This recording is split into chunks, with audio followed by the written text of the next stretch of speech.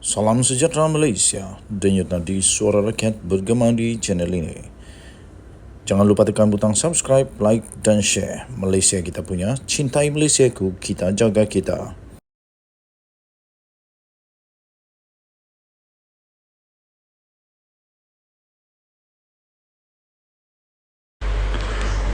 Salam sejahtera Malaysia, denyut nadi suara rakyat bergema di channel ini.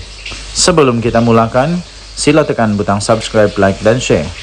Daulat Tuanku, Digarhayu Tuanku, Kebawa Duli Yang Maha Mulia Seri Paduka Baginda Yang di-Pertuan Agong atas berita yang amat menggembirakan.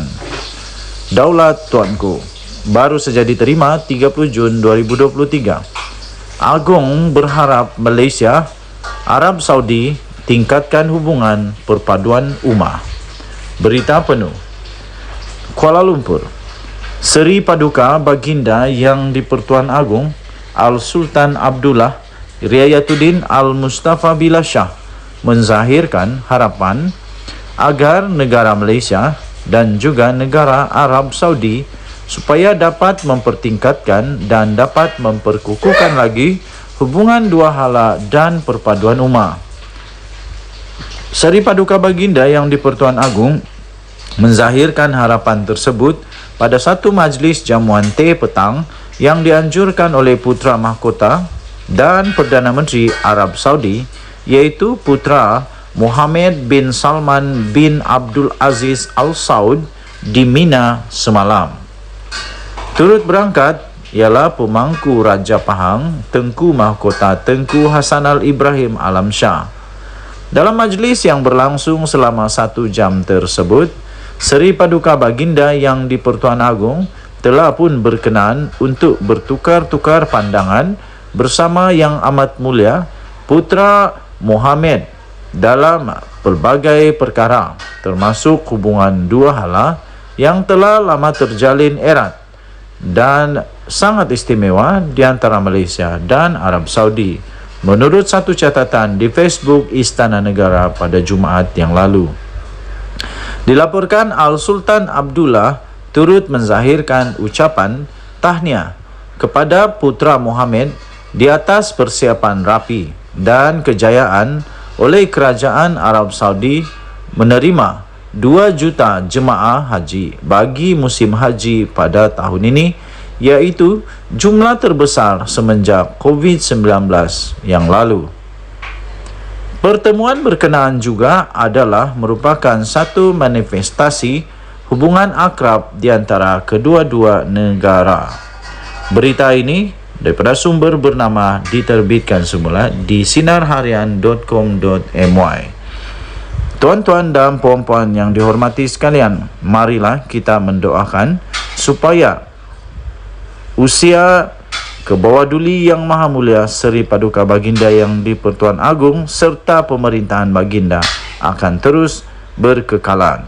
Kita juga mendoakan semoga hasil daripada usaha untuk membawa lebih banyak pelabur-pelabur melalui satu ikatan akrab persaudaraan ummah di antara Malaysia dan Arab Saudi akan membantu negara Malaysia untuk dapat memperbaiki semula ekonomi negara Malaysia. Kita doakan kepimpinan daripada negara Arab Saudi sendiri supaya mereka juga berada dalam keadaan yang dirahmati oleh Tuhan Yang Esa dan semakin maju jaya. Kita juga mendoakan semoga negara Malaysia akan terus menjadi negara yang aman damai, makmur dan dirahmati oleh Tuhan. Denyut nadi suara rakyat bergema di channel ini. Jangan lupa untuk tekan butang subscribe, like dan share. Malaysia kita punya, cintai Malaysiaku, kita jaga kita. Kita jumpa lagi. Bye-bye.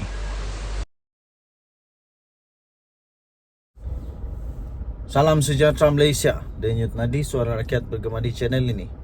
Perkara yang paling dahsyat pernah saya baca adalah perkara ini, saya fikir. Bayangkan 44 juta ringgit tunai. Berapa banyak tuh? Cuba kamu komen, mana tahu ada yang kerja bank kah, kerja memang accountant kah, kerja memang dealing with money, cash money. 44 juta cash ni berapa banyak? Mana tahu kamu ada pengalaman, coba komen. Berapa banyak 44 juta ini? Berapa bag? Cukupkah satu kereta? Tapi memang betul, pelik tapi benar. Tapi ini sudah terjadi. 44 juta ringgit Malaysia cash ditemui di pejabat, di rumah bekas seorang pengarah Jabatan Air Negeri Sabah. Aduh, patutlah di kampung kami tiada air. Patutlah banyak kampung tak ada air. Rupanya ramai orang pencuri. Aduh, pencuri. Tapi kita tak tahulah. Kita belum tahu lagi dia ni pencuri ke tidak. Tapi yang jumpa ni 44 juta ringgit ditemui di pejabat dan rumah. Kenapa ada 44 juta ringgit di pejabat dan di rumah? Kenapa yang tak kasih masuk dalam bank? Apa yang takut? Mahkamah Seksyen di Kota Kinabalu diberitahu bahawa wang tunai melebihi 44 juta ringgit. Punya banyak. Gila, nak buat apa dengan 44 juta ringgit tunai ni? Ditemui di pejabat dan di rumah. Di pejabat pun ada, di rumah pun ada bekas pengarah Jabatan Air Sabah JANS, iaitu Awang Muhammad Tahir Muhammad Talib. Perkara itu dimaklumkan oleh Ketua Pasukan Serbuan nombor 8 Hishamuddin Muhammad Esa, 49 tahun, semasa pemeriksaan oleh Timbalan Pendakwa Raya DPP Mahadi Abdul Jumaat. Hishamuddin memberikan keterangan itu sebagai saksi pendakwaan ke-40 di hadapan Hakim Abu Bakar Manat dalam perbicaraan untuk skandal rasuah terbesar di Sabah itu. Beliau berkata lebih 23 juta tunai ditemui semasa di serbuan di pejabat Awang Tahir, AG Tahir, pada 4 Oktober 2016 di Wisma Muiz. Bayangkan di pejabat ada 23 juta ringgit. Aduh, banyaknya. Yang hairan di pejabat tu, staf dia tidak tahu kah? Macam mana duit 23 juta itu ada di pejabat? Waktu orang bagi duit itu orang tidak nampak kah? Ini lagi syok. RM62.500 ditemui dalam beg bertanda Tahir di meja Awang Tahir. 62,000 di meja. Wang tunai selebihnya ditemui di 3 lokasi lain di dalam bilik pantry. Di pantry, di sofa dengan 3 tempat duduk, kabinet TV serta kabinet kayu. Katanya sambil menambah bilik pantry itu berada di belakang meja Awang Tahir. Beliau turut memberi keterangan bahawa setiap bungkusan wang di antara RM50,000 dan RM100,000 dan hanya Awang Tahir yang mempunyai akses ke bilik pantry di pejabatnya. Bilik pantry itu adalah bilik dengan papan tanda go away di pintunya, di mana timbunan wang tunai dipercayai ditemui dan dirampas oleh Suruhanjaya Pencegahan Rasuah Malaysia.